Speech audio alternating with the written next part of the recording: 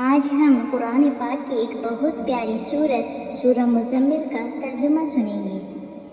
یہ وہ سورت ہے جس میں اللہ تعالیٰ نے نبی کریم صلی اللہ علیہ وسلم کو رات کی عبادت کا حکم دیا۔ آئیے اس سورت کو دل سے سنیں اور اپنی زندگی میں لانے کی نیت کریں۔ یہ خطاب ہمارے پیارے نبی صلی اللہ علیہ وسلم سے ہے۔ جب وحی کی ابتدا ہوئی تو آپ صلی اللہ علیہ وسلم پر ایک کیفیت طاری تھی۔ اللہ تعالیٰ محبت سے بلاتے ہیں، اے چادر اوڑھنے والے۔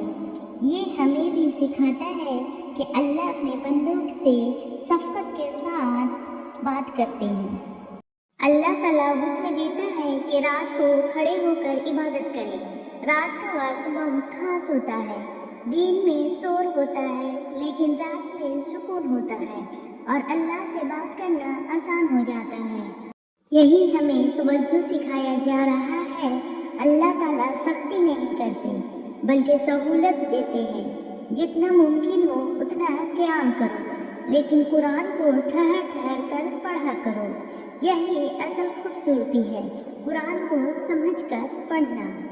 قرآن کوئی عام کتاب نہیں، یہ بہت بڑی ذمہ داری ہے۔ جو قرآن کو پڑھتا ہے اور سمجھتا ہے اس پر عمل کرنا بھی لازمی ہو جاتا ہے۔ رات کی عبادت انسان کو دل مضبوط کرتی ہے، گناہوں سے بچاتی ہے، اللہ سے تعلق مضبوط کرتی ہے اور انسان کی زندگی بدل دیتی ہے۔